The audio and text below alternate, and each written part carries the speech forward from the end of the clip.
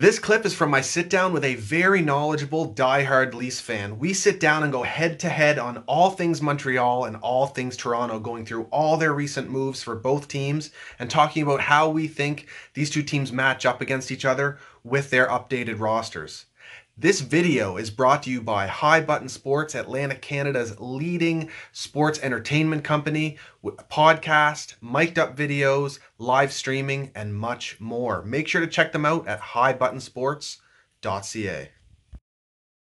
What about the goaltending? You got Freddie Andersen signed for one more season. This is kind of this will be interesting how Dubas handles this. This is Freddie's last season.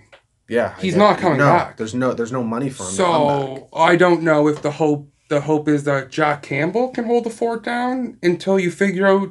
I don't know. Like, are they gonna like?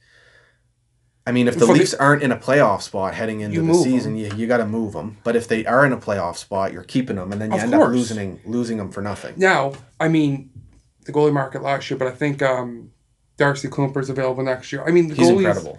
And he's one more year, and he's cheaper, I believe, next year than Freddie is this year. Yeah, but he could get a big contract. He is. But if you have to trade a first rounder to have him for 1 year as your starter, right, and then try to, gotcha. Because I think Arizona, I don't know what they're doing.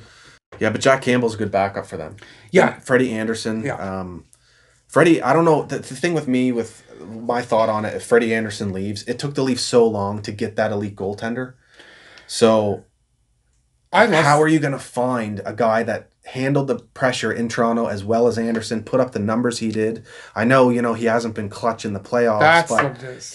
He's been ridden very heavily by the Leafs. That's a good point, because last year by then, that's what a lot of it was. Yeah, was a lot of people was wondering, is he just gassed? So this year, I'm assuming Campbell's going to play, if they play a whole 82 game season, somewhere in the 30 mark. Like, I would assume for sure, because chances are they're going to play a condensed schedule. So there's going to be a lot of back-to-backs, maybe 3 and 4. Yeah. So that's a good point. So my problem with Freddie is Freddie doesn't necessarily play bad in the playoffs. Like, by no means does he play bad. His numbers were great against Columbus.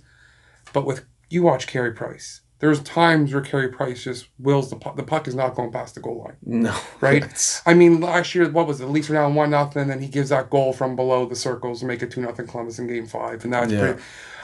You just need the goalie that's come. And, it's not necessarily not fair, because, like you said, his defense isn't the greatest, and he's had better defense in front of him. But, I don't know. This is definitely Freddie's last year's Maple Leaf. I don't see how he could possibly be back next year with their cap situation. Unless he takes this exact same contract, which why would he? Well, the cap's not going to go up next year. His cap's not going to go up, but like his comparables would be... Well, you're going to have teams like Carolina, would beg for a goalie like him. Yeah. Just die for a goalie like him. Yeah. Islanders maybe. I mean, there's... Someone will throw bank at him. Edmonton has no goalie answer. So, I mean, I don't... This will be his last, I'm assuming, his year with the Maple Leaf.